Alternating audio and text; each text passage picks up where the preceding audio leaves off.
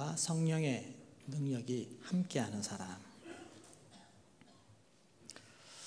우리 하나님이 최초에 우리 천지를 지으시고 사람을 만드셨습니다. 네. 하울링이 조금 생기는데 전체 소리를 볼륨 조금 줄여도 될 것 같습니다. 네. 계속 하울링이 돕니다. 네. 시간이 흘러서 지금 딱 좋습니다. 네. 네. 죄송합니다. 네. 시간이 흘러서 하나님이 제일 먼저 지은 아담, 하와 그리고 그의 후손들도 시간이 지나면서 하나님을 섬기는 자들, 또 하나님을 떠난 자들 이렇게 나누어지게 되었습니다. 또 하나님을 떠난 자들 중에는 하나님을 대적하는 자들까지 그렇게 생겨나게 되는데 또 하나님을 섬긴다고 하는 사람들 중에도 보면 말씀대로 하나님이 기뻐하시는 대로 섬기는 것이 아니고 내가 원하는 방식대로 그렇게 섬기는 사람들이 생겨나게 되어서 이 땅에는 정말 많은 사람들이 함께 공존하고 있습니다.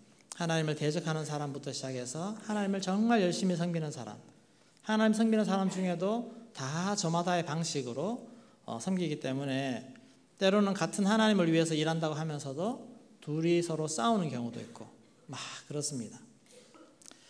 네, 아무튼 우리는 저마다 다 다릅니다. 근데 이것을 하나로 만들어내는 것이 쉽지는 않지만 그러나 우리는 하나 되어서 하나님이 기뻐하시는 일을 함께 감당하는 그런 노력들이 우리가 살아가는 우리 시대에 꼭 필요한 것입니다. 하나님을 잘 아는 것 너무너무 중요합니다. 제대로 아는 것 너무너무 중요합니다. 우리는 때로는 하나님을 마치 우상처럼 섬기기도 합니다. 하나님을 분명히 섬긴다고 말은 하지만 모든 방식은 우상 섬기듯이 그렇게 한다는 것입니다. 이스라엘 백성들이 출애굽을 해서 시내산 앞에 모였습니다. 하나님이 모든 이스라엘 백성들 앞에 나서 막 직접 말씀하셨습니다. 천둥처럼 큰 소리로 쾅쾅쾅 하면서 다 말씀해 주시면서 10계명을 들려주셨습니다. 제일 첫 번째 계명이 나 외에 다른 어떤 것도 두지 말라, 또 형상도 새기지 말라, 이런 말씀을 분명히 하셨는데 모세가 40일 동안 내려오지 않으니까 그들이 한 행동은 금송아지를 만드는 것인데 이게 그냥 하나님을 배반하는 행위라기보다는 하나님을 섬기는 그들의 방식이었습니다. 그들이 본 것은 애굽에서 수없이 보는 신을 섬기는 것은 우상을 만들어서 형상을 만들어서 섬기는 거기 때문에 그들이 본 것은 그게 전부였습니다. 그래서 금송아지를 만들어 놓고 이게 우리 하나님이야 라고 하면서 섬기는 이들, 순진하다고 할까 무지하다고 할까, 그런 하나님은 모르고 했던 방식이든 어떻든 간에 하나님은 진노하셨습니다. 우리가 하나님을 섬길 때 우리는 내 방식대로 내 생각대로 이렇게 하면 되겠지, 이렇게 하면 기뻐하시겠지 하는 그런 것들이 너무 많습니다. 이것이 사사기 시대의 특징입니다. 자기 소견에 오른 대로 다 하나님을 섬긴다 하면서 조금씩 내 방식대로 하면서 얼마나 많은 어리석은 일을 행하고 실수를 행하는지 모릅니다. 이런 일이 오늘 시대도 마찬가지입니다. 전 세계적으로 지금 유럽의 교회, 미국의 교회가 정말 많이 기준에서 무너지고 있다는 사실입니다. 자기 소견에 오른 대로 행하는 그런 일이 벌어지고 있습니다. 우리 지난 주일 서울에서 110만 명이 모여서 함께 집회를 했습니다.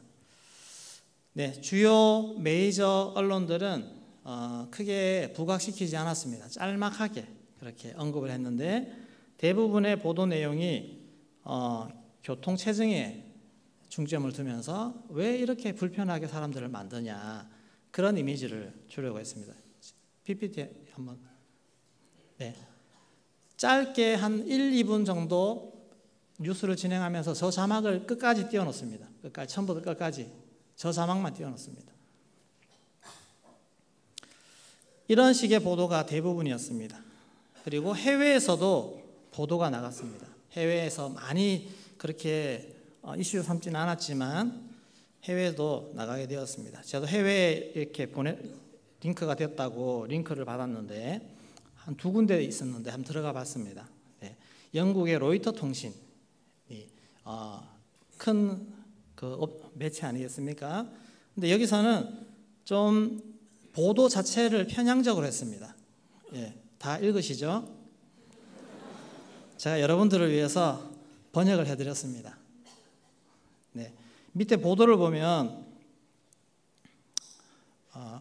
맨 아랫줄에서 두 번째, 세 번째 줄 보면 동성 파트너가 건강보험공단의 배우자 혜택을 받을 자격이 있다는 고등법원의 판결을 지지했는데 대법원이 그렇게 했는데 이는 해당 지역의 다른 나라들보다 뒤처져 있던 국가에서 다른 모든 나라들은 하는데 이 나라만 유독 대한민국만 뒤처져 있다는 것입니다.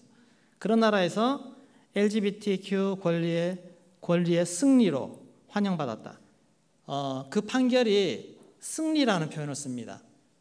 자기들 편에서는 승리가 되겠죠. 이런 표현을 쓰고 있습니다. 그 다음에 미국의 크리스천 포스트에 또 한국연합집회에 대한 기사가 나갔는데 기사 자체는 중립적이고 자세하게 사실들을 많이 다뤘습니다. 근데 저는 기사를 보고 잘 썼네 생각했는데 댓글을 보고 놀랐습니다. 댓글이 80% 이상이 부정적인 댓글입니다. 정말 놀랐습니다. 예, 댓글 한번 띄워주세요. 제가 여러분들을 위해서 하나 더 눌러주세요. 네. 한 사람이 긍정적인 댓글을 썼어요. 이거 좋네요. 기독교인들이 죄에 대해서 아니요라고 말하는 거 보고 너무 기쁩니다 하면서 이게 미국의 기독교의 도덕적 타락과 약함이 너무 많이 뿌리내린 것 같아서 안타깝다라고 했을 때 밑에 댓글이 예수 따르면 그것이 저라는 걸 증명해 보세요 하면서 예수는 동성애자였을 가능성이 매우 높기 때문입니다 하면서 근데 이 사람뿐만 아니고 제가 보니까 80% 이상이 부정적인 댓글이었어요. 80% 이상이. 그걸 보면서 미국인들의 생각이 너무너무 많이 다르구나 우리하고 지금 우리가 그냥 생각하는 거하고 많이 다르다는 것을 정말 실감하게 되었습니다. 미국이야말로 지금 사사기와 같은 그런 말씀의 기초가 아닌 정말 많은 사조 속에 넘어가 있구나. 지금 이런 분위기의 중심에는 PC라는 것이 있습니다. PC. 정치적 올바름이라고 하는 이런 논리 가운데서 이것이 진행되고 있습니다. 이것은 인터넷에 보면 인종, 성별, 장애, 종교, 직업 등에 대한 편견이나 차별이 섞인 언어 또는 정책을 지향하려는 신념 혹은 그러한 신념을 바탕으로 추진되는 사회운동이라고 얘기를 하고 있습니다. 어떤 편견, 인종, 성별, 장애, 종교, 직업 이런 모든 거에 편견을 없애는 것이 그리고 편견을 보여주는 어떤 정책이라도 하면 안 된다라고 하는 방식으로 사회운동이 전개되는 것을 PC라고 합니다. 이런 것이 영향을 받아서 지금 미국에서는 좀 많이 진행되고 있는데 에스키모라고 하는 단어를 안 쓴다고 합니다. 에스키모라는 그 종족을 뜻하는 것이 날 것을 먹는 사람들이라는 표현이 있기 때문에 이 에스키모를 이누이트라고 표기를 바꾸고 또 부시맨 숲에 사는 사람들이라는 그런 뜻인데 하여튼 이것도 뭐 안 좋다라고 해가지고 코이산족이라고 이름을 바꿔서 지금 부른다고 합니다. 이 정도면 받아줄 수 있는데 이게 이런 어떤 예의적인 보통 사람들이 수용할 수 있는 범위를 넘어서서 상대방에게 의무로 강제하는 방향으로 나아가고 있다는 것이 문제입니다. 상대방도 강제적으로 하라고 하는 그런 거. 그래서 SJW, Social Justice Warrior, 사회 정의 전사들이라고 합니다. 이 사람들이 지금 많이 증가하고 있고 자신들이 믿는 규범을 따르지 않으면 막무가내로 상대의 반인권적인 분류로 규정해서 상대를 반인권적인 분류로 규정해서 불이익을 주려고 하고 이성보다는 자신의 이념에 근거해서 해석해서 퇴행적인 결과를 초래하는 문제를 일으키고 있다 이렇게 얘기하고 있습니다. 예를 들면 요즘 유모차라는 단어를 지하철이나 이런 데 안 쓴다고 합니다. 아시나요? 유모차 대신 뭐라 쓸까요? 유아차. 저도 직접 현장에서 눈을 확인 못했는데 근데 이걸 검색하다 보니까 지금 서울이나 이런 데 유모차 안 쓴대요. 다 유아차로 바뀌었대요. 자궁을 포궁으로 쓴다고 합니다.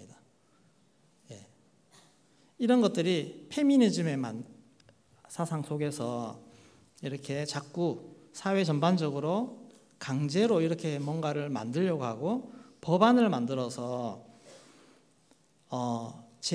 제어하려고 하는 그런 양상까지 위반 시에 벌금, 징계, 징역까지 보이려고 하는 그런 움직임들이 지금 일어나고 있는데 서구권에서는 성소수자 집단이 이런 거를 지금 많이 하고 있지 않습니까? 저도 이번 준비하면서 처음 이렇게 접한 단어들인데 미스젠더링이라고 들어보셨나요? 미스젠더링. 성 정체성이 아닌 태어난 성을 말하면 그게 상당히 모욕을 주는 거라고 합니다. 그래가지고 너 남자지 이렇게 하면 상당히 모욕을 느낀대요. 그리고 그 말을 못하도록 하는. 지금 미국의 어떤 미국 대학에는 이게 많이 보편화돼가지고 상당히 심각하다고 합니다. 데드네이밍. 성전한 트랜스젠더에게 너 그러니까 남자가 여자가 됐잖아요. 그러면 그 사람에게 너 남자지라고 하면 상당히 이건 모욕적인 말과 더불어서 이런 말 했다고 징계까지 받을 수 있는 그런 것이 지금 서구 사회에 지금 일어나고 있습니다. 근데 아직 제가 이거를 글을 보면서 우리 한국 나무 위키에서 이런 거 설명했는데 보니까 아직은 이런 현상에 대해서 좀 비판적인 태도를 가지면서 아직 한국 정서는 그렇지 이렇게까지 가지 않았구나 하는 것을 제가 보게 되었습니다. 근데 정말 미국은 그렇지 않습니다. 이미 이런 분위기가 중심이 되어 버렸습니다. 교회 성도들, 제가 아까 그 크리스찬 포스트 교회 언론입니다. 교회 언론인데 80% 이상이 부정적인 그런 댓글이 달렸다고 하는 것은 지금 너무너무 생각이 많이 바뀌었다는 것을 볼 수가 있는 것입니다. 이 분위기가 한번 넘어가면 다시 돌아오는 것이 많이 힘들겠구나. 너무너무 힘들겠구나. 100년, 200년 걸리겠구나. 더 걸릴 수도 있습니다. 사사기로 들어간 이스라엘 백성들은 하나님의 말씀을 다시 회복하는데 400년이 걸렸습니다. 400년 동안 계속 뺑뺑이 돌면서 그렇게 살아간 것입니다. 대한민국은 지금 골든타임이라고 말합니다. 분위기를 보니 아직은 소망이 있습니다. 지금 언론들은 애서 보도도 안 하고 짧게 말하고 부정적으로 얘기하지만 여러분 댓글 한번 보셨나요? 댓글 거의 100%, 99% 잘했다. 한국교회 잘하고 있다. 너무너무 잘했다. 질서정연하게 잘했다. 이런 글들이 쫙 있어서 부정적인 말들이 올라올 틈이 없습니다. 올라오면 완전히 박살날 것 같은 그런 분위기. 그런 분위기로 되어 있는 거 보면서 아직은 소망이 있다. 우리가 이것을 지금 지키지 않으면 안 된다. 지금 시키면 잘 방어할 수 있다는 그런 소망을 가져보게 됩니다. 여기에는 정말 말씀 중심에 근간한 우리 대한민국의 이 믿음, 신앙, 이것이 얼마나 말씀 중심으로 잘 뿌리 내렸는지를 보여주고 있습니다.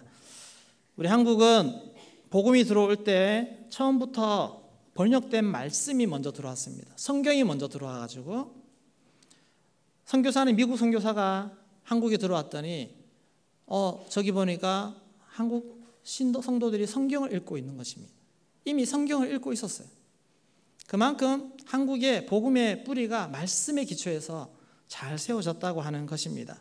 그리고 한국에 부흥회할 때마다 말씀 사경회, 말씀을 통해서 회개하고 말씀을 통해서 헌신하고 이런 부흥의 역사들이 많이 일어났다는 것입니다.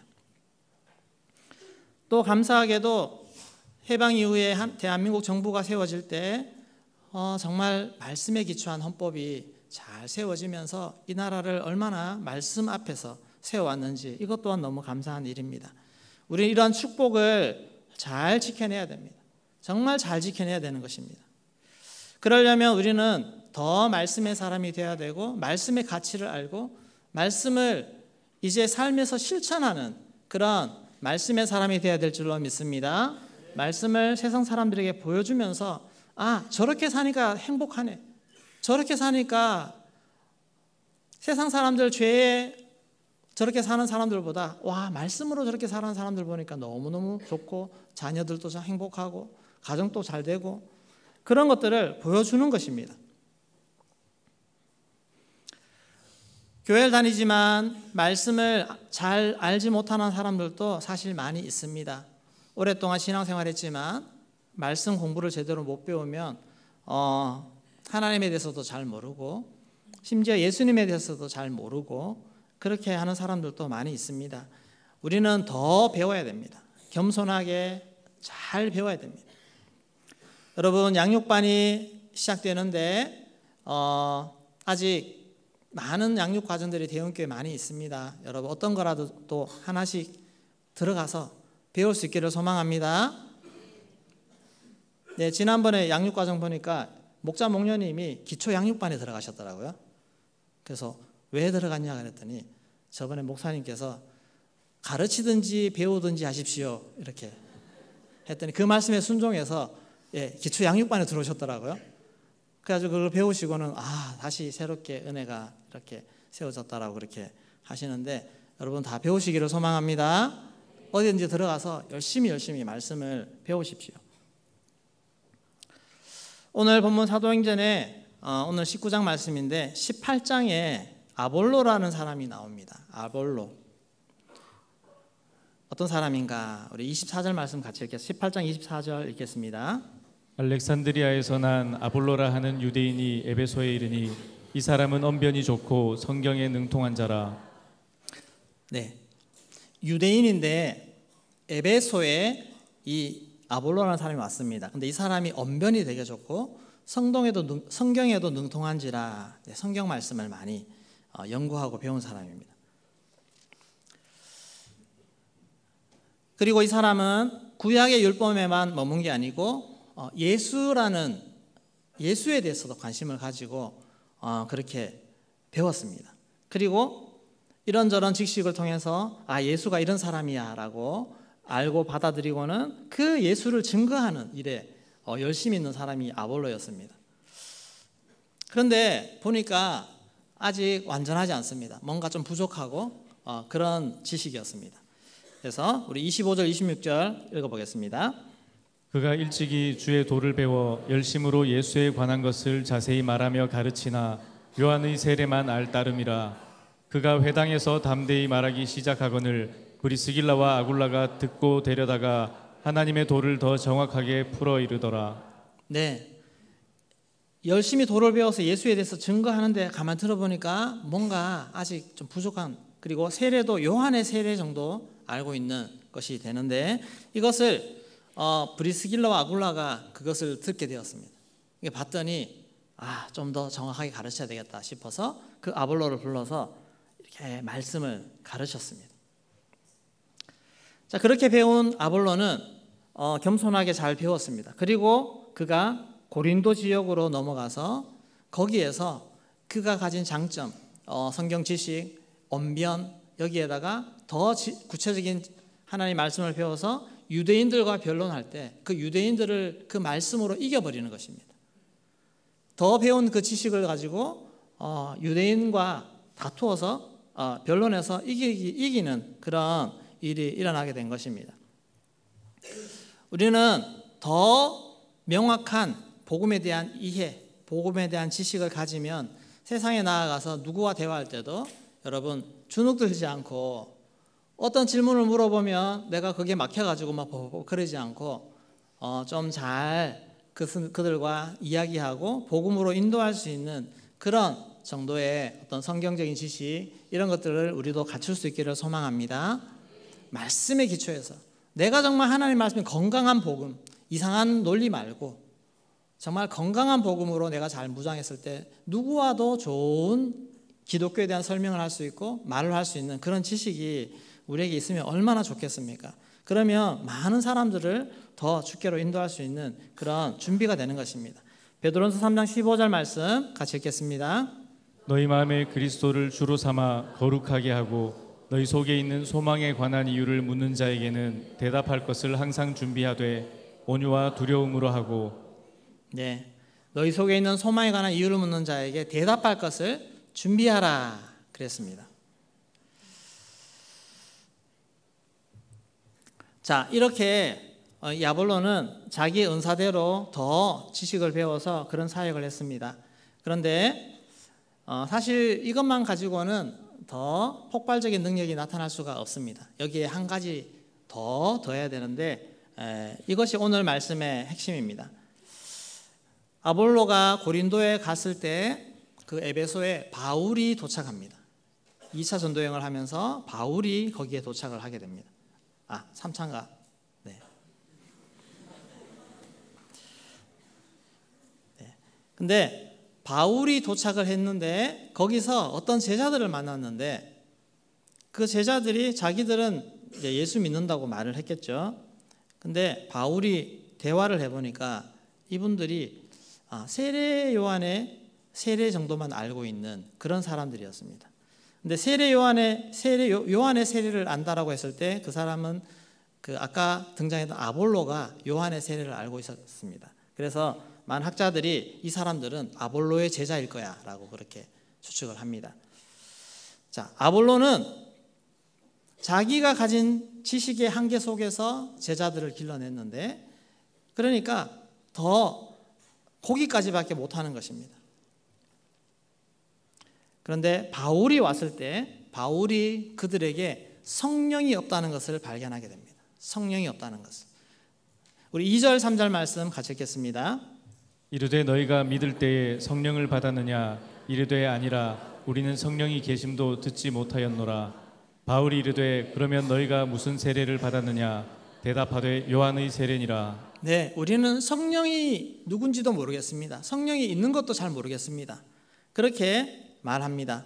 그래서 바울은 이것에 대해서 선명하게 가르칩니다.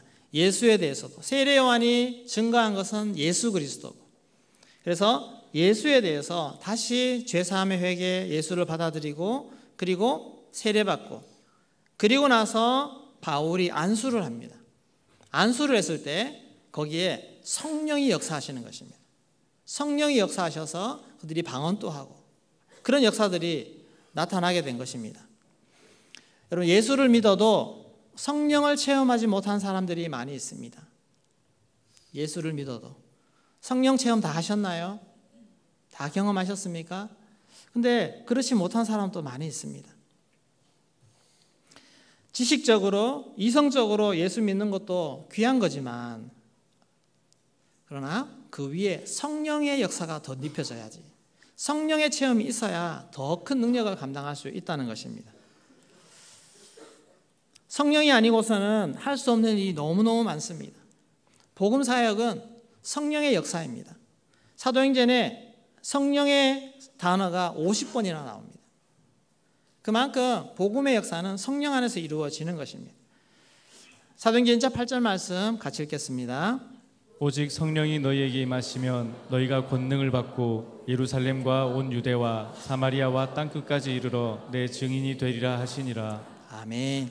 성령이 임하시면 너희가 권능을 받고 증인이 될 수 있다라고 분명히 말씀하고 있습니다.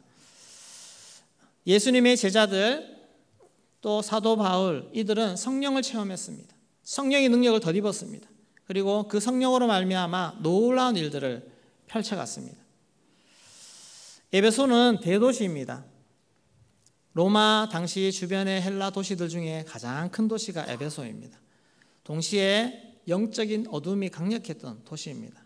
아데미 여신이 거기에 있었고 많은 사람들이 아데미를 섬겼고 아데미 우상을 만들어서 팔고 그렇게 했습니다. 이런 어둠을 이길 수 있는 그 힘은 하나님이 사도 바울을 통해서 말씀과 성령의 능력들이 나타나도록 했기 때문에 그런 일들이 나타났습니다. 에베소에 있는 동안 많은 능력들이 나타나게 됩니다. 우리 사도행전 19장 10절에서 12절 같이 읽겠습니다. 2해 동안 이같이 하니 아시아에 사는 자는 유대인이나 헬라인이나 다 주의 말씀을 듣더라. 하나님이 바울의 손으로 놀라운 능력을 행하게 하시니 심지어 사람들이 바울의 몸에서 손수건이나 앞치마를 가져다가 병든 사람에게 얹으면 그 병이 떠나고 악귀도 나가더라. 네, 2해 동안 말씀도 증거했습니다. 그리고 바울은 많은 사람들 가운데 성령의 능력도 나타냈습니다. 병도 떠나가고 악귀도 떠나가고 그런 놀라운 일들이 바울을 통해서 나타나는 것입니다.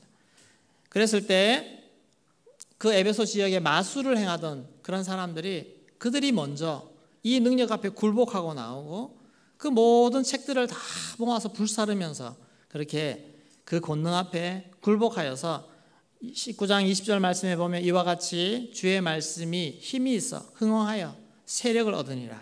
이렇게 놀라운 부흥의 역사들이 나타나게 되었습니다. 여러분, 우리가 성경 지식이 많아서 말로 잘 설득하면 사람이 변할 것 같습니까? 잘 안 변하더라고요. 수긍은 하고 이해는 하는데 근데 삶을 변화시켜낼 능력이 없습니다. 자신의 성향을 뒤집을 능력이 없습니다. 사람은 말로 설득해서 바뀌지 않습니다. 성령이 역사해 바뀔 줄로 믿습니다.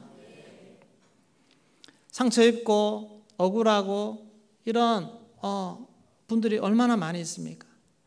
누가 억울한 마음이 있을 때 옆에 와서 설명해주고 달래고 이렇게 한다고 해결이 되나요? 네, 성령님을 경험해야 성령의 터치가 일어나야 변화가 일어나게 되는 것입니다. 성령이 오셔서 예수님이 너의 마음을 다 알고 있다라고 내가 얘기해 주니까 안 되더라고요. 예수님 다 알고 계셔. 괜찮아. 주님 믿어 하니까 하는데 그래도 울어요. 또 막 울고. 근데 성령님이 오셔서 그 말씀을 딱 해주시면 여러분 마음속에 있는 억울함이 쑥 내려갈 줄로 믿습니다. 성령이 터치하셔야 됩니다.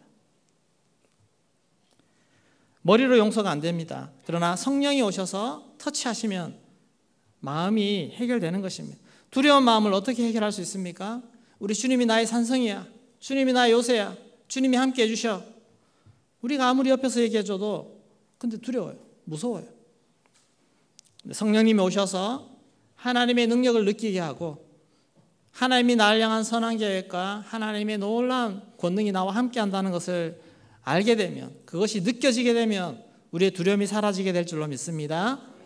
이것을 사모하셔야 됩니다. 우리의 변화는 마인드 컨트롤 영역이 아닙니다. 우리 아무리 의지를 먹어도 안 됩니다. 아무리 이성적인 생각을 하려고 해도 안 됩니다. 우리의 감정, 우리의 이런 두려움과 모든 환경 속에서 일어나는 그런 마음에 막 올라오는 그런 모든 그런 것들, 마음들 우리 힘으로 할 수가 없습니다. 우리가 죄를 안 지으려고 얼마나 노력합니까? 근데 또 유혹 앞에 퍽퍽퍽퍽 쓰러지고 넘어지지 않습니까? 그걸 어떻게 사람이 너 그 죄 지으면 안 돼, 하면 안 돼, 그걸로 다 해결이 되겠습니까? 성령이 오시면 우리의 마음을 성령께서 붙잡아 주시면 다 가능할 줄로 믿습니다. 그래서 우리는 말씀 위에 더 하나 더 성령을 사모해야 되고, 성령이 나를 덮어야 되고, 성령이 나를 주관에 인도해 가는 그런 은혜를 체험해야 됩니다. 그 은혜를 사모하시기를 소망합니다. 어떻게 여러분 한 번이라도 나의 분한 마음이 기도하면서, 주님이 기도하면서 쑥 내려간 적이 있습니까? 그게 성령 체험입니다. 우리가 막 기도하고 소리치고 기도했는데 나가면서 여전히 마음속이 무겁고, 마음에 울분이 있고, 마음에 분노가 있고, 두려움과 불안이 있고, 이런 마음이 여전히 남아있다면 여러분 아직 기도를 덜 하신 겁니다. 성령이 여러분을 만진 것이 아닙니다. 성령이 오시면 우리의 마음이 변할 줄로 믿습니다. 우리의 마음에서 제일 먼저 내 마음에서 변화가 일어납니다. 성령이 오셨는데 어찌 죄를 볼 수가 없습니까? 어찌 죄에 대한 회개가 일어나지 않습니까? 성령이 오시면 내 안에 내가 하나님 앞에 잘못한 죄부터 드러나게 되어 있습니다. 그리고 그것을 하나님 앞에 내어놓고 눈물 짓고 회개하고 기도해야만 성령이 내 마음을 만지기 시작하십니다. 뗀뗀하게 버텨보십시오. 성령이 들어오지 않습니다. 그냥 보고 계십니다. 너 아직도 버티고 있구나. 너 그거 못 버리겠니? 성령을 그렇게 사모하면서 왜 그거 하나 못 버려? 왜 그거 하나 못 내려놔? 우리가 정말 성령님을 갈망한다면, 성령님 오늘 이 시간 나를 만나주기를 소망한다면 내가 뭐든지 하겠습니다. 뭐든지 다 버리겠습니다. 뭐든지 다 내려놓겠습니다. 그런 심령으로 주님 앞에 나아가면 우리 좋으신 하나님이 안 만나주시겠습니까? 다 만나주실 줄로 믿습니다. 하나님을 정말 만나고 싶다면, 성령을 정말 체험하고 싶다면 오늘 그런 심정으로 우리 주님 앞에 나아가기를 소망합니다. 아무것도 내세울 것도 없고 다 주님 앞에 내려놓고 간절한 심령. 우리 하나님 만나는데 공식이 없어요. 무슨 공식이 있습니까? 우리가 주문을 외웁니까? 열려라 참게 하면 문이 탁 열리는 것처럼 하나님, 성령님 만날 때 막 주문 외워가지고 딱 하면 성령님 임합니까? 그렇지 않습니다. 우리 주님은 정확하게 우리 중심을, 마음을 보고 계십니다. 내 마음이 정말 성령님을 만나고 싶어 하는지, 정말 어떤 것보다도 오늘 주님 만나고 싶은 마음을 사모하는 마음이 내 안에 있는지, 우리 그거 보시고 간절히 구하면 오늘 성령님 역사하시는 줄로 믿습니다. 오늘 제가 말씀드리는 거는 아볼로를 만났던 제자들이 여전히 성령님을 모를 때 사도 바울이 와서 그들 속에 성령이 없음을 알고 성령을 만나게 해주는 그 역사를 통해서 그들이 성령의 은혜를 받고 정말 제자로 거듭나서 하나님 앞에 세워졌다고 하는 사실입니다. 여러분, 오늘 두 가지 역사가 일어나기를 소망합니다. 내가 성령님을 만나든지, 내가 정말 누군가를 위해 간절히 저분이 성령님을 만나도록 기도하든지 중보하든지, 그래서 나의 기도, 바울이 안수했을 때 성령이 임한 것처럼, 물론 내가 그런 능력이 있다는 게 아니고 내가 저 영혼을 위해서 정말 간절히 기도할 때 성령께서 그 영혼에게 함께 하시는 그런 역사들이 나타나기를 소망합니다. 이렇게 해서 우리 주님을 만나야 되지 않겠습니까? 성령님을 만나야 변화가 일어납니다. 아무리 지식적으로 아무리 가르치고 규범을 가르치고 매를 대고 때려도 변하지 않는데 성령님이 역사하시면 다 변하게 될 줄로 믿습니다. 오늘 그런 역사들이 일어나기를 소망합니다. 사도행전 4장 31절 말씀 같이 읽겠습니다. 빌기를 다함에 모인 곳이 진동하더니 무리가 다 성령이 충만하여 담대히 하나님의 말씀을 전하니라. 아멘. 또 한 가지 그 앞에 그 사도행전 2장 38절 말씀. 베드로가 이르되 너희가 회개하여 각각 예수 그리스도의 이름으로 세례를 받고 죄 사함을 받으라. 그리하면 성령의 선물을 받으리니. 아멘. 오늘 이 말씀 붙잡고 기도할 때 성령께서 역사해 주실 줄로 믿습니다. 한국교회가 열심히 정말 이 땅을 지켜내기 위해서 함께 모여서 애를 씁니다. 그런데 교회가 회개를 해야 되지 않습니까? 내가 회개해야 되지 않습니까? 하나님 앞에 말씀대로 살지 못한 거 회개하고 정말 성령의 은혜와 능력으로 세상 사람들을 생각하는 이상 수준의 삶을 살아서 세상의 본이 되고 세상 사람들이 우리를 보고 하나님을 바라볼 수 있도록 만드는 그리고 우리가 거룩하게 살 때 하나님 이 땅을 반드시 축복하실 줄로 믿습니다. 참된 예배를 드리고 참된 하나님의 영광이 나타날 때 하나님 반드시 그 땅을 축복하신다고 말씀하셨는데, 나로 말미암아 하나님 이 땅을 축복하시는 그런 은혜의 삶, 거룩한 삶, 능력의 삶을 살기를 소망합니다. 우리 먼저 찬양 드리며 나아가겠습니다. 우리 천부의 의지 없어서.